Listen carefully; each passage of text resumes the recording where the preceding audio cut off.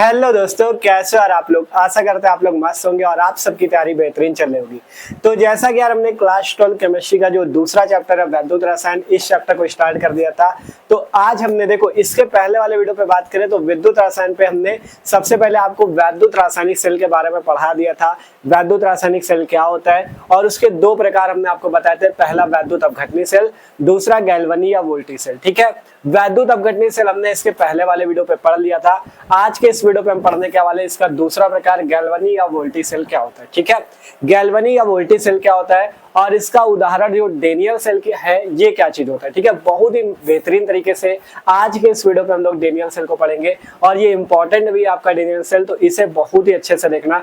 आपको रटना बिल्कुल नहीं है, आपको एकदम आसानी से समझना है डेनियल सेल के बारे में। ठीक है, तो वीडियो को शुरू करेंगे, ज्यादा टाइम आपका नहीं लेंगे। देखो आपको बताया ना कि विद्युत रसायन का इसके पहले एक वीडियो हो चुका है जिसमें विद्युत रासायनिक सेल हमने पढ़ा, उसकी परिभाषा क्या होती है, फिर उसका पहला प्रकार जो वैद्युत अपघटनी सेल था, ठीक है, उसको हमने पढ़ लिया था। क्योंकि वैद्युत अपघटनी सेल में हमने बताया था कि विद्युत ऊर्जा को रासायनिक ऊर्जा में परिवर्तित किया जा सकता है। ठीक है, और आज के जो दूसरा प्रकार है विद्युत रासायनिक सेल का, वो है गैल्वनी सेल या वोल्टी सेल क्या होता है। तो मस्त तरीके से शुरू करते हैं। आपसे बताया ना डिस्क्रिप्शन में फिजिक्स की प्लेलिस्ट है, वहां पे जाके आप इसके पहले का वीडियो चाहो तो देख सकते हो। ठीक है, जिसमें विद्युत रासायनिक सेल का पहला प्रकार हमने देखा। ठीक है, तो शुरू करते हैं। दूसरा टाइप आपका गैल्वनी सेल या वोल्टी सेल आपका क्या होता है, एकदम आसानी से समझना। कहा गया जिस सेल में विद्युत ऊर्जा प्राप्त की जा सकती है उसे गैल्वनी सेल या वोल्टी सेल कहते हैं। ठीक है, जिस भी सेल में हम विद्युत ऊर्जा को प्राप्त कर सकते हैं, ठीक है, उस सेल को हम लोग क्या नाम देंगे, उस सेल को हम लोग नाम देंगे कौन सा सेल, उसे हम लोग गैल्वनी या वोल्टी सेल बोलेंगे। और इस सेल में रासायनिक ऊर्जा का विद्युत ऊर्जा में परिवर्तन होता है। ये जो गैल्वनी या वोल्टी सेल है इसमें रासायनिक ऊर्जा होती है जो कि किस में परिवर्तित होती है, वैद्युत ऊर्जा में परिवर्तित होती है। तो इसमें क्या होता है, रासायनिक ऊर्जा का विद्युत ऊर्जा में परिवर्तन होता है। और जो पहले इसके हमने पढ़ लिया पिछले वीडियो पे वैद्युत अपघटनी सेल, इसमें इसका जस्ट उल्टा था। उसमें क्या था, विद्युत ऊर्जा से रासायनिक ऊर्जा परिवर्तित होती थी, लेकिन गैल्वनी सेल में क्या होता है, रासायनिक ऊर्जा से विद्युत ऊर्जा में परिवर्तन होता है। ठीक है, तो इसे मस्त तरीके से आपको देखना है। और हमने देखो परिभाषा तो समझ गए, जिस सेल में क्या होता है विद्युत ऊर्जा प्राप्त की जा सकती है उसे गैल्वनी सेल बोलते हैं। इसमें क्या होता है, रासायनिक ऊर्जा से विद्युत ऊर्जा में परिवर्तन होता है।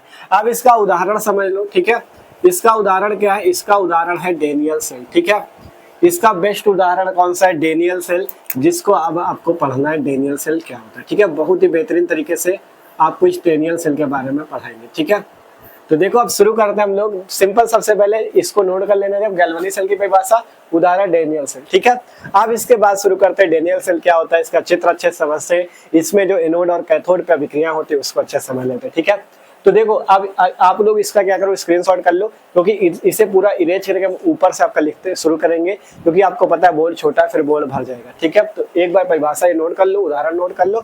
अब शुरू करते हैं डेनियल सेल के बारे में। डेनियल सेल आपका क्या होता है, तो इसे नोट कर लो, इसे इरेज कर दे। तो शुरू करते हैं अब मस्त तरीके से हम लोग डेनियल सेल के बारे में। डेनियल सेल क्या होता है, अभी आप लोग इसकी थ्योरी देख के डरना मत, क्योंकि ये आपको थ्योरी बिल्कुल भी रटना नहीं है, आप इसे बहुत आसान तरीके से समझ जाओगे। ठीक है, तो मस्त तरीके से देखो बात करते हैं डेनियल सेल क्या होता है। और ये किसका उदाहरण है, गैल्वनी या वोल्टी सेल का। अब जब गैल्वनी या वोल्टी सेल क्या करता है, उसका क्या कार्य है, वो आपका रासायनिक ऊर्जा को वैद्युत ऊर्जा में परिवर्तित करता है। वैसे ही सेम आपका डेनियल सेल जो है ये भी रासायनिक ऊर्जा को वैद्युत ऊर्जा में परिवर्तित करता है। कैसे, वो समझना। ठीक है, ध्यान से पहले पढ़ो। लिखा गया डेनियल सेल गैल्वनी सेल का एक प्रमुख उदाहरण है। जैसा कि हमें पता है कि गैल्वनी सेल का ही उदाहरण पढ़ रहे हैं हम लोग, डेनियल सेल। ठीक है, यह सेल बनाने के लिए, अब सोचो बनता कैसे, पढ़ो फिर बताते हैं बनेगा कैसे। यह सेल बनाने के लिए जिंक धातु की एक छड़ जिंक सल्फेट के विलयन में तथा कॉपर की छड़ कॉपर सल्फेट के विलयन में रख कर दोनों विलयनों को लवण सेतु, एक होता है लवण सेतु जिसे इंग्लिश में साल्ट ब्रिज बोलते हैं। लवण का मतलब साल्ट, सेतु का मतलब ब्रिज। ठीक है, साल्ट ब्रिज या लवण सेतु जो कि केसीएल विलयन से भरी हुई यू आकार की नली होती है द्वारा जोड़ देते हैं। और किसी धातु के तार द्वारा दोनों इलेक्ट्रॉनों को परस्पर जोड़ने पे इलेक्ट्रॉनों का प्रभाव बाह्य परिपथ के सारे कॉपर इलेक्ट्रॉन पे होता है। अभी ये समझ में नहीं आ रहा, अभी समझ में आएगा, टेंशन न लो। ठीक है, आपको डेनियल सेल बनाने के लिए क्या करना है, सबसे पहले ये तो समझ के डेनियल सेल गैल्वनी सेल का प्रमुख उदाहरण है। ठीक है, एक बहुत अच्छा एग्जाम्पल है उसका। अब डेनियल सेल बनाने के लिए आपको दो इलेक्ट्रोड चाहिए, पहला जिंक का इलेक्ट्रोड, दूसरा कॉपर का इलेक्ट्रोड। और अगर किसी का इलेक्ट्रोड बनाना है, जैसे जिंक का इलेक्ट्रोड बनाना है तो उसे जिंक के विलयन में डुबोएंगे, अगर कॉपर का इलेक्ट्रोड बनाना तो उसे कॉपर के विलयन में डुबोएंगे। देखो हमने इसके पहले वाले वीडियो पे क्लियर कर दिया था, इसीलिए कहा पहले वो वाला वीडियो देखो, जिससे उधर समझ जाओगे तो इधर बहुत अच्छा रहेगा, आसान रहेगा। ठीक है, देखो जैसे किसी धातु का इलेक्ट्रोड बनाना, जैसे जिंक धातु को हम आपसे करें कि जिंक धातु का इलेक्ट्रोड बनाओ, तो अगर आपको जिंक धातु का इलेक्ट्रोड बनाना है तो सबसे पहले आपको जिंक धातु का एक विलयन ले लेना है। ठीक है, देखो ध्यान समझना, यहाँ पे इस टाइप से आप क्या करो, एक विलयन ले लो। ठीक है, इस टाइप से आप क्या करो, यहाँ पे एक विलयन ले लो, जो कि अगर जिंक का है आपका इलेक्ट्रोड बनाना चाहते हो तो जिंक का ही विलयन लो। ठीक है, अगर आप लोग जिंक का इलेक्ट्रोड बनाना चाहते हो तो जिंक का विलयन लो। यहाँ पे हम लोग क्या कर लेते हैं, ZnSO4 का विलयन ले लेते हैं। ठीक है, हमने क्या किया, ZnSO4 का एक विलयन लिया, उसमें क्या करेंगे, जिंक की छड़ को इस टाइप से डुबो देंगे। जिंक की छड़ को हम क्या करेंगे, इस टाइप से डुबो देंगे। तो जो हमने यहाँ पे ZnSO4 के विलयन में जिंक की छड़ को डुबो दिया, किसकी छड़ को डुबो दिया, जिंक की छड़ को डुबो दिया, तो ये क्या बन गया, जिंक का इलेक्ट्रोड। मतलब जिसका इलेक्ट्रोड बनाना है उसको उसी के विलयन में डुबो दो। जैसे जिंक का बनाना तो जिंक की छड़ को ZnSO4 के विलयन में डुबो दो, तो जिंक का इलेक्ट्रोड बन गया। इसी टाइप से आप कॉपर का भी इलेक्ट्रोड बना सकते हो। सिंपल इस टाइप से आपको करना है क्या, कॉपर सल्फेट का विलयन ले लेना है CuSO4 का। ठीक है, यहाँ पे आपको क्या करना है, कॉपर सल्फेट CuSO4 का विलयन ले लो। ये क्या हमारे पास CuSO4 का विलयन, इसमें हम क्या करेंगे, कॉपर की छड़ को डुबो देंगे। ठीक है, यहाँ पे हम क्या करते हैं, यहाँ पे हम लोग इस टाइप से कॉपर की छड़ को डुबो देते हैं। ठीक है, ये आपका क्या हो गया, कॉपर की छड़। ठीक है, ये क्या है, कॉपर की छड़। तो यहाँ पे हमने कॉपर की छड़ को CuSO4 कॉपर सल्फेट के विलयन में डुबो दिया, तो ये क्या बन गया, कॉपर का इलेक्ट्रोड। तो हमने बताया ना, डेनियल सेल बनाने के लिए आपको दो इलेक्ट्रोडों की जरूरत पड़ेगी, पहला जिंक का इलेक्ट्रोड, दूसरा कॉपर का इलेक्ट्रोड। और इलेक्ट्रोड कैसे बनता है, जैसे जिंक का बनाना है तो जिंक की छड़ को उसी के विलयन मतलब ZnSO4 के विलयन में डुबो दो, तो ये बन गया जिंक का इलेक्ट्रोड। यहाँ पे कॉपर का इलेक्ट्रोड बनाना था तो कॉपर की छड़ को कॉपर सल्फेट CuSO4 के विलयन में डुबो दिया, बन गया कॉपर का इलेक्ट्रोड। तो दो इलेक्ट्रोड बन गए। इसके बाद देखो पढ़ना, यहाँ से पहले इतना, यहाँ से कहा गया यह सेल बनाने के लिए जिंक धातु की एक छड़ जिंक सल्फेट ZnSO4 के विलयन में डुबोई जाती है तथा कॉपर की छड़ कॉपर सल्फेट के विलयन में डुबोकर रख दी जाती है। अब दोनों विलयनों को लवण सेतु KCl विलयन से भरी U आकार की नली से जोड़ दिया जाता है। दोनों को क्या करते हैं हम, एक U आकार की नली इस टाइप से, देखो ध्यान से समझना, इस टाइप से एक U आकार की नली होती है। ठीक है, यहाँ पे इस टाइप से ये एक U आकार की नली हम लोग यहाँ पे लगा देते हैं। इससे हम क्या करेंगे, दोनों विलयनों को आपस में जोड़ देंगे। ठीक है, इस टाइप से इसे आपको बना देना है। यहाँ पे हम क्या कर रहे हैं, इसके सहारे हम दोनों विलयनों को आपस में जोड़ दे रहे हैं। और यहाँ पे क्या होगा, यहाँ पे आपका क्या होगा, यहाँ पर ये KCl विलयन से भरी होगी। ठीक है, ये नली जो है किस विलयन से भरी होगी, KCl विलयन से भरी होगी। ठीक है, ये नली में क्या भरा होगा, ये जो U आकार की नली इस टाइप से U बनता है, ये इस टाइप से बना लो। ठीक है, तो ये जो U आकार की नली है इसमें क्या भरा हुआ है, KCl विलयन, पोटेशियम क्लोराइड का विलयन। ठीक है, और इसे नाम क्या देते हैं, इसे नाम देते हैं लवण सेतु या लवण ब्रिज या साल्ट ब्रिज बोल सकते हो, लवण सेतु या साल्ट ब्रिज। ठीक है, साल्ट ब्रिज बोलते हैं इसे। ठीक है, तो इसमें हमने इस मतलब दोनों जो आपके विलयन थे, एक जिंक सल्फेट और एक कॉपर सल्फेट वाला, इन दोनों को हमने जोड़ने के लिए क्या कर दिया, एक लवण सेतु के द्वारा इसे जोड़ दिया। ठीक है, अब यहाँ पे जो जिंक की छड़ है ये जो होती है ये एनोड का कार्य करती है। ध्यान समझना, ये जो जिंक की छड़ होती है ये एनोड का कार्य करती है, और ये जो कॉपर की छड़ होती है ये कैथोड का कार्य करती है। ठीक है, ये क्या करती है, कैथोड का कार्य करती है। ठीक है, ये जो जिंक की छड़ है ये एनोड का कार्य करती है, और जो कॉपर की छड़ है ये कैथोड का कार्य करती है। यहाँ पे जो एनोड होता है ये माइनस में होता है, और कैथोड जो होता है प्लस में होता है। एनोड जो होता है माइनस में और कैथोड जो होता है प्लस में। आप लोग यहाँ पे कंफ्यूज ना होना, क्योंकि इसके पहले हमने जो वैद्युत अपघटनीय सेल पढ़ाया था उसमें क्या चीज था, उसमें इसका जस्ट उल्टा था, एनोड प्लस था और कैथोड माइनस था। लेकिन इसमें क्या होता है, इसमें एनोड माइनस होता है और कैथोड प्लस होता है, तो इसमें आपको कंफ्यूज नहीं होना। ठीक है, तो सिंपल दो विलयन लिए हमने, जिंक सल्फेट में जिंक की छड़ मिला के जिंक का इलेक्ट्रोड बनाया, कॉपर सल्फेट के विलयन में कॉपर की छड़ मिला के कॉपर का इलेक्ट्रोड बनाया। इसमें इन दोनों विलयनों को जोड़ने के लिए एक क्या किया, लवण सेतु हमने लगा दिया, एक ब्रिज टाइप बना दिया, ये एक ब्रिज बन गया है लवण सेतु। ठीक है, इसमें क्या भरा हुआ है बीच में, इसमें KCl विलयन, पोटेशियम क्लोराइड का विलयन भरा हुआ है। अब क्या किया हमने बताया, जिंक की छड़ जो एनोड का कार्य करेगी माइनस होगा, और ये जो कॉपर की छड़ है कैथोड का कार्य करेगी प्लस होगा। अब यहाँ पे होगा क्या, ध्यान समझना। अब इसमें क्या होगा, ध्यान से समझना, यहाँ पे आपकी दो अभिक्रियाएं होंगी, पहला एनोड पे अभिक्रिया होगी, फिर दूसरा कैथोड पे अभिक्रिया होगी। ठीक है, पहला एनोड पे आपकी अभिक्रिया होगी, फिर कैथोड पे अभिक्रिया होगी। कौन सी अभिक्रिया होगी, ध्यान समझना। यहाँ पे लिखा भी गया कि इसमें एनोड पे ऑक्सीकरण अभिक्रिया तथा कैथोड पे अपचयन अभिक्रिया होती है। ये सेम आपका वैद्युत अपघटनी सेल में भी था, एनोड पे ऑक्सीकरण की अभिक्रिया हो रही थी और कैथोड पे अपचयन की अभिक्रिया हो रही थी। ठीक है, तो यहाँ पे हमने क्या किया, जब जिंक की छड़ लिया और यहाँ कॉपर की छड़ लिया, तो देखो यहाँ पे होता क्या, ये जो जिंक की छड़ है, ये जो जिंक आपका है ना, ये जो जिंक है आपका, ये क्या करता है, जब आप इस जिंक की छड़ को इसके विलयन में डुबोते हो, तो ये जो जिंक करता क्या है, ये जिंक क्या करता है, अपना 2 इलेक्ट्रॉन त्याग देता है। इस विलयन में अपने 2 इलेक्ट्रॉनों को त्याग देता है, मतलब 2 इलेक्ट्रॉन बाहर निकाल देता है। ये जिंक जो होता है अपने 2 इलेक्ट्रॉनों को यहाँ से बाहर निकाल देता है और बनाता क्या है, यहाँ से Zn2 प्लस 2 इलेक्ट्रॉन। ठीक है, यहाँ से क्या बनाता है, Zn2 प्लस 2 इलेक्ट्रॉन। मतलब यह क्या किया, ये जिंक था, इसने 2 इलेक्ट्रॉन निकाले, तो ये जब 2 इलेक्ट्रॉन बाहर करेगा तो ये बना क्या लेगा, Zn2 प्लस। जो जिंक था Zn, उसने क्या बना लिया, Zn2 प्लस। कैसे बना लिया, 2 इलेक्ट्रॉन बाहर निकाल के। और यह अभिक्रिया कौन सी अभिक्रिया कहलाई, ऑक्सीकरण की अभिक्रिया कहलाई। ठीक है, अब यहाँ पे सबके मन में आ रहा होगा, भैया ये ऑक्सीकरण क्यों कहलाई।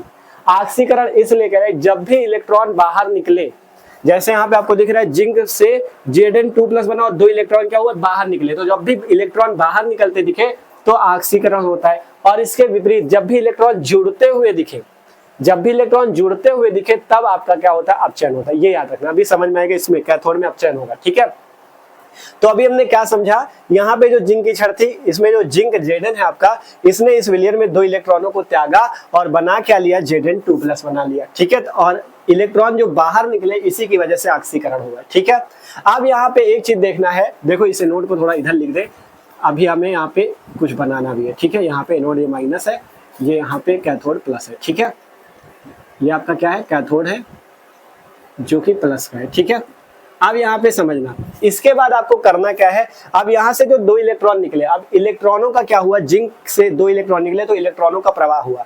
अब इलेक्ट्रॉनों का प्रवाह होता है, तो इलेक्ट्रॉनों का प्रवाह देखने के लिए हम लोग यहाँ पे क्या करते हैं, एक धातु की यहाँ पे क्या कर देते हैं, एक हम लोग यहाँ पे धातु का तार लगा देते हैं और यहाँ पे हम एक धारा मापी भी लगा देते हैं, जिससे बाद में धारा मापी जाएगी। ठीक है, ये जी होता है गैल्वेनोमीटर बोलते हैं, इंग्लिश में क्या बोलते हैं, गैल्वेनोमीटर, या आप हिंदी पे धारामापी बोल दो। ठीक है, इसे हम यहाँ से इस टाइप से जोड़ देते हैं, ध्यान से समझना।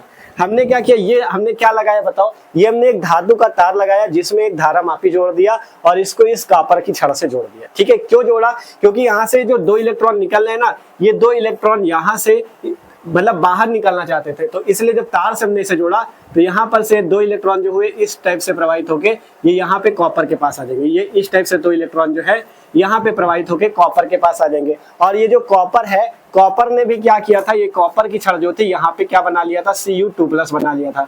जैसे यहाँ पे Zn2 प्लस बना के 2 इलेक्ट्रॉन बनाया था, वैसे कॉपर की छड़ ने Cu2 प्लस बनाया था। अब जो ये इसका Cu2 प्लस है, इधर Zn की तरफ से आते हुए 2 इलेक्ट्रॉनों को ये क्या कर लेगा, ग्रहण कर लेगा। तो यहाँ से क्या हो जाएगा, Cu2 प्लस जो है ये 2 इलेक्ट्रॉनों को ग्रहण करके क्या बना लेगा, ये आपका क्या बना लेगा, यहाँ से बना लेगा कॉपर।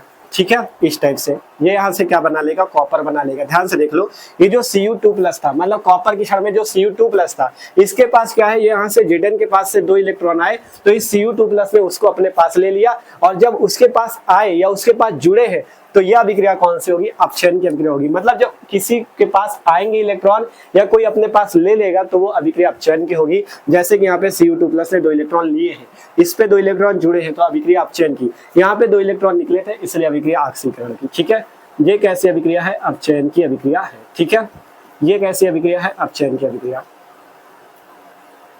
अपचयन की। ठीक है, और यहाँ पे आप एक चीज कर सकते हो, जैसे जिंक आपका धातु का होता है, धातु ठोस होती है, इसलिए इसे S लिख लो। S का मतलब है सॉलिड, मतलब ठोस, जिंक ठोस का, इसलिए सॉलिड S लिख दिया। यहाँ पे Zn2 प्लस जो है ये विलियन में आ जाता है, क्योंकि Zn जब 2 इलेक्ट्रॉन त्यागेगा तो Zn2 प्लस जो है यहाँ पे आ जाएगा, विलियन में आ जाता है, इसलिए इसे एक्वस लिख सकते हो, AQ इस टाइप से आप लिख देना। इसका मतलब एक्वस, मतलब ये विलियन में है। ठीक है, इसी टाइप से Cu2 प्लस विलियन में है, इसलिए आप इसे AQ लिख सकते हो, AQ का मतलब एक्वस। ठीक है, यहाँ पे कॉपर धातु है, इसलिए इसकी भी छड़ कॉपर सॉलिड S लिख दिया। ठीक है, S का मतलब सॉलिड, मतलब ठोस, AQ इसलिए लिखा, AQ का मतलब एक्वस, एक्वस का मतलब वो विलयन में उपस्थित है। ठीक है, तो अभी क्या हुआ है, सिंपल से समझ में आया। ये जिंक की जो छड़ थी, इसने 2 इलेक्ट्रॉन त्यागे, Zn2 प्लस बनाया। अब इसके 2 इलेक्ट्रॉन क्या यहाँ से बाहर जाना चाहते थे, इसे हमने धातु की एक तार जोड़ के यहाँ पे इसे जोड़ दिया, बीच में धारामापी लगाया, तो 2 इलेक्ट्रॉन जो है यहाँ से निकल के इस कॉपर के पास आ गए। ठीक है। अब जैसे आपने पढ़ा, हमने शुरुआत में बताया था कि इसमें रासायनिक ऊर्जा से विद्युत ऊर्जा में परिवर्तन होता है। तो देखा पहले आपने यहाँ से Zn था, इसने क्या किया, Zn2 प्लस 2 इलेक्ट्रॉन बनाया, मतलब एक रासायनिक अभिक्रिया हुई, जिंक से Zn2 प्लस बना और 2 इलेक्ट्रॉन बाहर निकले, एक रासायनिक अभिक्रिया हुई। जब इसके 2 इलेक्ट्रॉन यहाँ से आपका इस तरह से इधर आए, तो जब इलेक्ट्रॉनों का प्रवाह शुरू हुआ, तो इलेक्ट्रॉनों के प्रवाह के कारण ही विद्युत धारा का प्रवाह भी हुआ। जब इलेक्ट्रॉनों का प्रवाह यहाँ से शुरू हुआ, इलेक्ट्रॉन यहाँ से प्रवाहित होकर यहाँ पे आए, तब आपका विद्युत धारा भी प्रवाहित होने लगी। तो यही से होता है कि पहले रासायनिक ऊर्जा होती, फिर आपका जाके जब इलेक्ट्रॉनों का प्रवाह होता है तो उससे विद्युत ऊर्जा में परिवर्तन होता है। ठीक है, तो यहाँ पे पढ़ लो, यहाँ पे लिखा था हमने, ये देखो जब यहाँ तक हुआ था कि यह सेल बनाने के लिए जिंक धातु की एक छड़ जिंक सल्फेट के विलयन में, जिंक की छड़ जिंक सल्फेट के विलयन में और कॉपर की छड़ कॉपर सल्फेट के विलयन में रखकर दोनों विलयनों को लवण सेतु जो कि KCl विलयन से भरी यू आकार की नली उससे जोड़ देते हैं।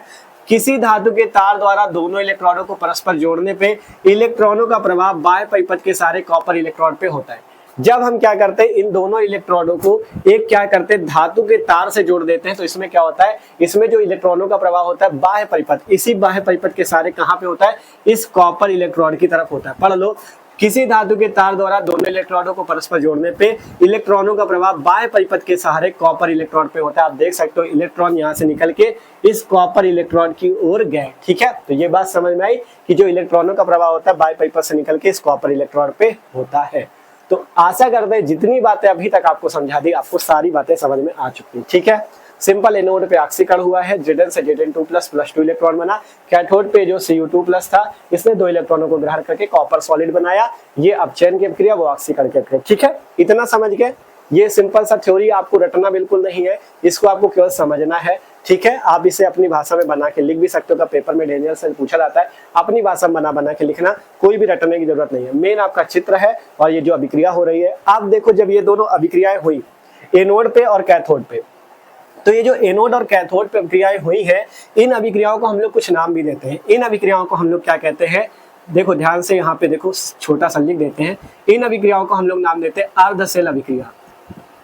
इन अभिक्रियाओं को क्या नाम देते हैं, अर्धसेल अभिक्रियाएं। ठीक है, क्या नाम देते हैं, अर्धसेल अभिक्रियाएं, मतलब सेल में होने वाली आधी अभिक्रिया, क्योंकि इस सेल में पूरा सेल ये जो है दोनों इलेक्ट्रोडों से मिलकर बना है, तो केवल इसमें अभिक्रिया हो रही है ना, Zn वाली केवल इसमें हो रही है, तो इसलिए इसे अर्धसेल अभिक्रिया। ये भी आपकी क्या है, एक प्रकार की अर्धसेल अभिक्रिया। तो यहाँ पे जो एनोड पे ये वाली अभिक्रिया हुई, Zn से Zn2 प्लस 2 इलेक्ट्रॉन, ये भी एक अर्धसेल अभिक्रिया है। यहाँ पे Cu2 प्लस 2 इलेक्ट्रॉन जो कॉपर बना, ये भी एक अर्धसेल अभिक्रिया है। अब बात आती है यहाँ पे पूर्ण सेल अभिक्रिया कब आएगी, अब आएगी पूर्ण सेल अभिक्रिया। जब हम इन दोनों अभिक्रियाओं को जोड़ देंगे आपस में, तब हमें मिलेगी पूर्ण सेल अभिक्रिया। देखो कैसे, जैसे यहाँ पे जोड़ना है तो Zn ये आपका रहा, Zn को लिख लो, प्लस इस Cu2 प्लस वाले को लिख लो। देखो Zn आपका सॉलिड है, ऐसे लिख लो। ठीक है, इसका मतलब सॉलिड ठोस। ठीक है, यहाँ पे इसको जोड़ो, Cu2 plus aqueous plus 2 electron, उधर क्या बचेगा, उधर है यहाँ पे जो बचा है लिख लो, Zn2 प्लस और फिर है C2 electron plus copper solid. देख लो जो था हमने लिख दिया कि नहीं। ठीक है, सिंपल सा था, देख लो ये Zn सॉलिड ही आया, फिर यहाँ पे मतलब इधर वाले पदों को एक साथ जोड़ दो और इधर वाले पदों को एक साथ जोड़ दो, तो हमने Zn Cu2 प्लस 2 इलेक्ट्रॉन ये लिख दिया। इधर देखो Zn2 प्लस ये 2 इलेक्ट्रॉन और Cu वो लिख दिया। ठीक है, आप देखोगे इधर भी 2 इलेक्ट्रॉन, इधर भी 2 इलेक्ट्रॉन, तो दोनों इलेक्ट्रॉन दोनों तरफ है, तो ये आपस में कैंसिल हो जाएंगी। ठीक है, क्योंकि इधर भी प्लस का 2 इलेक्ट्रॉन, इधर भी प्लस का, जब दोनों तरफ वैल्यू सेम है तो आपस में कट जाएगी। बचेगा क्या, सीधा सीधा यहाँ पे बचेगा सीधा क्या, Zn solid plus Cu2 plus aqueous, और उधर कितना बचेगा, ये Zn2 प्लस, ये भी एक्वस में था, मतलब विलियन में था, तो Aq लिख दो, एक्वस प्लस Cu सॉलिड। ये आपकी जो आएगी, ये आपकी सेल अभिक्रिया आएगी। इसे इस टाइप से कोष्टक में बंद कर देते हैं। ये जो आएगी ये सेल अभिक्रिया आएगी। ठीक है, ये क्या आएगी, सेल अभिक्रिया आएगी। ये आपकी क्या आ गई, ये आपके पास एक प्रकार की सेल अभिक्रिया आई है जो पूर्ण सेल अभिक्रिया है। ये क्या है, पूर्ण सेल अभिक्रिया। नीचे देख लो, दिख रहा होगा आपको वैसे, पूर्ण सेल अभिक्रिया, पूर्ण सेल अभिक्रिया। ठीक है, ये क्या कहलाती है, पूर्ण सेल अभिक्रिया कहलाती है। ठीक है, पूर्ण सेल, ठीक है, ये आपकी क्या कहलाती है, पूर्ण सेल अभिक्रिया। देखो एकदम सिंपल सा है, पहले हमने कहा ये आधे सेल पे, मतलब ये पूरा सेल बना है, ये पूरा जो आपका निकाय है, पूरा जो उपकरण बना है, ये ही पूरा सेल है। तो केवल इसमें इतने आधे में हो रही है क्रिया, तो इसलिए इसे अर्ध सेल क्रिया, ये भी अर्ध सेल क्रिया। जब दोनों को जोड़ा गया तो यहाँ पे Zn plus Cu2 plus 2 electron, इधर भी आपका Zn2 plus Cu plus 2 electron आया, 2 इलेक्ट्रॉन दोनों तरफ से कैंसिल हो गए, बचा केवल इतना Zn solid plus Cu2 plus aqueous, Zn2 plus aqueous plus Cu solid. ठीक है, तो इसे बोला गया पूर्ण सेल अपक्रिया। ठीक है, तो ये टॉपिक कंप्लीट है डेनियल सेल। अब इसमें एक चीज आप समझ सकते हो, सेल का निरूपण। ये जो आपका ये अभिक्रिया आई ना, सेल अभिक्रिया का निरूपण आपका कैसे गिरा था उसे देख लो। यहाँ पे देखो हम छोटा सा लिखे दे रहे हैं, आप लोग समझ लेना। ठीक है, इसके नीचे ही लिखना आप, क्योंकि यहाँ पे जगह बच नहीं, तो यहाँ पे लिखे दे रहे हैं। ठीक है, जब आप लोगों का इतना कॉपी में लिख जाए, पहले जैसे हमने बताया क्या गैल्वेनिक सेल, वोल्टी सेल की परिभाषा वो लिख लेना, फिर डेनियल सेल वाला टॉपिक, फिर उसके बाद यहाँ पे आपको लिखना है, इसके नीचे ही लिखना कि सेल अभिक्रिया का निरूपण कैसे कर सकते हो, सेल अभिक्रिया का निरूपण। ठीक है, सेल अभिक्रिया का निरूपण, ये आपको न्यूमेरिकल में भी मिलेगा। ठीक है, जब आप आगे सवाल लगाओगे ना, तो उसमें आपको ये सब चीज मिलेगी। ठीक है, सेल अभिक्रिया का निरूपण देखो कैसे किया जाता है, नीचे लिख लेना आप लोग। यहाँ पे मैं इसे कोष्टक में इस टाइप से बंद कर देना है। ठीक है, इस टाइप से ये सेल अभिक्रिया का निरूपण कैसे किया जाएगा, देखो जैसे ये है आपके पास अभिक्रिया Zn solid plus Cu2 plus aqueous, Zn2 plus aqueous plus Cu solid. इसे देखो कैसे निरूपण इसका होता है। इसको पहले जैसे आपको आगे क्या दिख रहा है, Zn सॉलिड, तो आपको इसे ऐसे लिखना है, Zn सॉलिड, ये लिखा आपने। अब Zn से आपका बना क्या है, Zn2 प्लस बना है। ठीक है, तो आपको इस टाइप से एक लाइन करके ऐसे दर्शा देना, Zn2 प्लस एक्वस। ठीक है, ध्यान से देखो, ये Zn सॉलिड से क्या बना है, Zn2 प्लस एक्वस, तो इस टाइप से दर्शा दिया। अब बीच में आपको यहाँ पे 2 लाइन खींचनी है। ये 2 लाइन क्या प्रदर्शित करेंगी, ये लवण सेतु को प्रदर्शित करेंगी। ये क्या प्रदर्शित करेंगी, लवण सेतु को, साल्ट ब्रिज को प्रदर्शित करेंगी। अब इसके बाद क्या है, Cu2 प्लस एक्वस है, इसके बाद है Cu2 plus aqueous, Cu2 plus aqueous है, जिससे क्या बन रहा है, Cu सॉलिड। देखो Cu2 प्लस एक्वस से क्या बन रहा है, Cu सॉलिड, तो ये लिख देंगे यहाँ पे Cu सॉलिड। इस टाइप से सेल अभिक्रिया का निरूपण होता है, देख सकते हो यहाँ पे Zn सॉलिड, जिससे Zn2 प्लस एक्वस बना। देख लो किया कैसे जाता है, इस टाइप से Zn सॉलिड हुआ, फिर एक लाइन खींच दो, फिर ये Zn सॉलिड से बना क्या, Zn2 प्लस, तो Zn2 प्लस लिख दो। फिर यहाँ पे लवण सेतु को दिखाने के लिए 2 लाइन इस टाइप से खींच देना, ये लवण सेतु को प्रदर्शित करेगा। फिर यहाँ से Cu2 प्लस एक्वस, जिससे Cu2 प्लस एक्वस से क्या बनना है, ये Cu सॉलिड बनना है, तो इसको लिख दिया। तो इसी टाइप से सेल अभिक्रिया का निरूपण होता है। इस टाइप से करना था, यहाँ पे Zn से Zn2 प्लस बना, बीच में एक लाइन खींच लो, फिर यहाँ पे लवण सेतु दिखा दो, Cu2 प्लस एक्वस से Cu। ठीक है, इस टाइप से सेल अभिक्रिया का निरूपण होता है। इस टाइप की आपको जब आगे न्यूमेरिकल मिलेंगे, आपको इसी टाइप से डायरेक्ट दे दिया जाएगा, Zn की मात्रा अलग, Zn2 प्लस की अलग। ठीक है, तो इस टाइप से आपको मिलेगा। आपको समझना है कि Zn से क्या बनता है, Zn2 प्लस बना है, जैसे यहाँ पे देखा Zn से Zn2 प्लस बना, 2 इलेक्ट्रॉन बाहर निकले, आपको खुद समझ जाना है। Cu2 प्लस से Cu कब बना, जब 2 इलेक्ट्रॉन उसमें जुड़े। ठीक है, Cu2 प्लस से 2 इलेक्ट्रॉन ग्रहण किए, तब जाके आपका Cu सॉलिड बना। ठीक है, तो इस टाइप से सेल अभिक्रिया का निरूपण होता है, आप आसान तरीके से समझ सकते हो। तो आशा करते हैं सबको ये टॉपिक डेनियल सेल समझ में आया होगा। तो वीडियो अच्छा लगा हो तो यार लाइक कर लेना, और जो लोग चैनल पे नए हो सब्सक्राइब कर लो, क्योंकि इसी तरह से मस्त तरीके से आपकी तैयारी चल रही है क्लास 12 फिजिक्स की भी और केमिस्ट्री की भी। डिस्क्रिप्शन पे आपको, इसी वीडियो के डिस्क्रिप्शन पे चेक करना, फिजिक्स की प्लेलिस्ट मिल जाएगी, केमिस्ट्री की प्लेलिस्ट मिल जाएगी, मस्त तरीके से जाके तैयारी कर सकते हो। आपको वहाँ पे विद्युत रसायन के भी सारे वीडियो मिल जाएंगे, और आप फिजिक्स पे देखोगे वहाँ पे भी आपको मस्त तैयारी कराई जा रही है। प्लेलिस्ट पे आपको सारे वीडियो मिलेंगे, वहाँ से जाके देख सकते हो। और सब्सक्राइब कर लो, जैसे कोई वीडियो आएगा तो आपके पास वीडियो की नोटिफिकेशन भी आ जाएगी। ठीक है, तो मिलते हैं अगले वीडियो पे। और एक काम करना, अगर आपको कोई प्रॉब्लम हो तो आप क्या कर सकते हो, हमें फेसबुक और इंस्टाग्राम पे फॉलो कर सकते हो। डिस्क्रिप्शन पे आपको इंस्टाग्राम और फेसबुक की लिंक में मिल जाएगी, वहाँ पे जाके फॉलो कर लो। कोई भी प्रॉब्लम हो तो वहाँ बता सकते हो। तो मिलते हैं यार अगले वीडियो पे, इसे स्क्रीनशॉट कर लो।